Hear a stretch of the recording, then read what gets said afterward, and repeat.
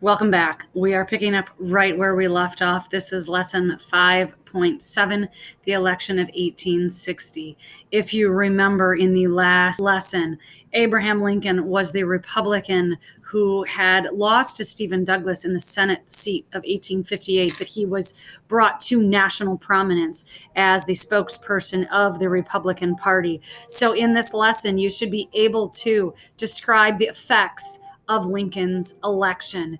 It is just one key concept, so let's get right to it. You are to explain A, why Abraham Lincoln's victory on the Republicans' Free Soil platform was accomplished without any Southern electoral votes, and B, why, after a series of contested debates about secession, most slave states voted to secede. So this is the election and secession. Let's talk about the election of 1860. If you remember from the previous lesson, we had left the second party system of the Democrats and the Whigs, and we are now in what is called the third party system, which has the Democrats and the Republicans. In the election of 1860, the Republican nomination is originally divided. Some of the Free Soilers want Abraham Lincoln. The radical abolitionists and those who support abolition everywhere want William Seward, who is an abolitionist. So the Republican Party is teetering. They're not a completely abolitionist party.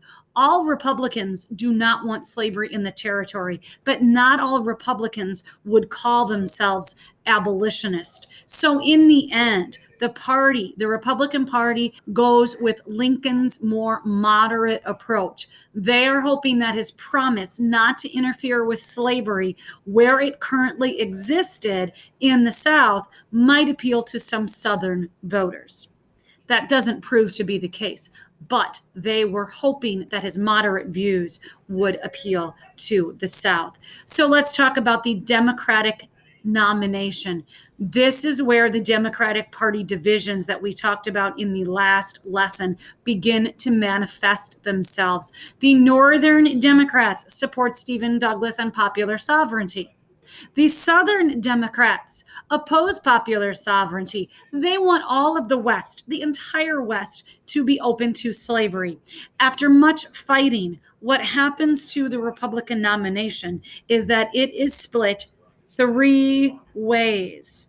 It has three separate Democrats running for the presidency, including Stephen Douglas, the senator from Illinois. There are two Southerners who are also running for the presidency. So there are four people in the election of 1860. So the sectional division of the Democrats is North and South. So as you can see, that's going to have an impact on what happens.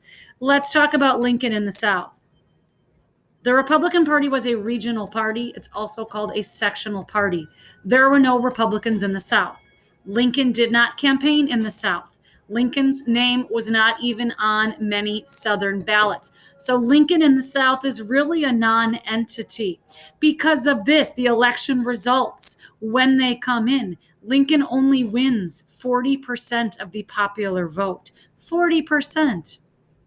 However, he was able to win the presidency with 59% of the electoral votes, all of which come from the heavily populated northern states. So as you can see, it's the division too of the Democrats which helps catapult Lincoln to the presidency. The Southern response, number 5. Southern leaders declare the results unfair. They argue that Lincoln cannot run a unified nation because no Southern votes supported him. So there is division from the very beginning. What happens as a result of the election? The election is in November. By December, 1 month later, South Carolina announces that it will leave, also known as secede. To secede means to leave. It's going to leave the Union to become an independent nation. The other states of the lower South, the deep South, which all rely heavily on cotton for production and distribution. Thus, since they do rely so heavily on cotton, they all have slavery. They quickly follow South Carolina. They join together to form a new nation. This is called the Confederate States of America. In a very short amount of time, like a couple of months, the Confederate States of America form a government, draft a written constitution, and hold elections for the offices of presidency, vice president, and Congress. So they moved very, very, very fast. Attempts at compromise. What happens?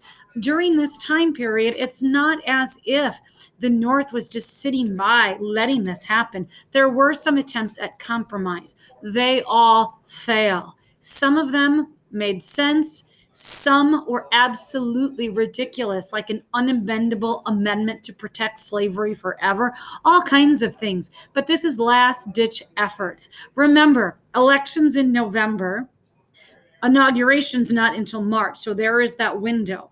By March, there were 7 states that had seceded from the Union. And when Lincoln is finally inaugurated in March, his first inaugural address in March of 1861, it is very significant because he says a few things. Number one, he promises not to interfere with slavery where it exists in the South. Period. He promises. Number two, he directly places responsibility for war if it occurs on the South. Number three, as president, he refuses to acknowledge the legitimacy of the Confederacy. He does not recognize that it's its own country. He says they're still part of the Union. And last, if the war does occur, Lincoln knows it's going to occur. But he plays like he doesn't. Lincoln says, if the war occurs, our only goal is to protect and preserve, the Union. He does not mention slavery. He does not talk about making it a war to end slavery. Our only goal is to protect the Union. He says in his inaugural address that they are brethren, they are brothers, and we must listen to each other to come back in harmony. It's very much a hold hands and sing kumbaya moment. However, 7 states have already seceded by them. So what happens? 1 month after the election, 1 month, the Confederate Army moves to take control of Fort Sumter, which is the last federally occupied government institution in South Carolina. It is a fort on an island in Charleston Harbor, and Union troops are still living there.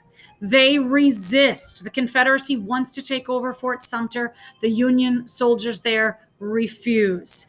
And the very first shots of the Civil War are fired by the South Carolinians on Fort Sumter. This occurs in April of 1861, just a few months after the election of 1860. At this point, 4 more Southern states secede, making the total of the Confederacy 11 Southern states.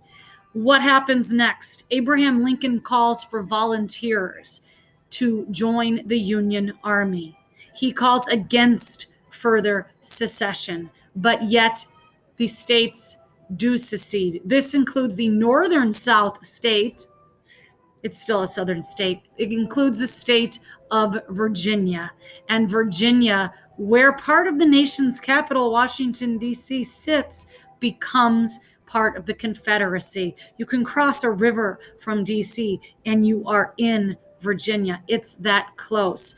Lincoln expects lots and lots of volunteers, and they are hoping for a 90-day war to end all conflict. As you know, maybe you don't, it lasts a little longer, but that's for the next lesson. Finally, our summary. I hope you are able to describe the effects of Lincoln's election and be able to describe how it leads to the secession and ultimately Civil War. The next 2 lessons are all about the Civil War.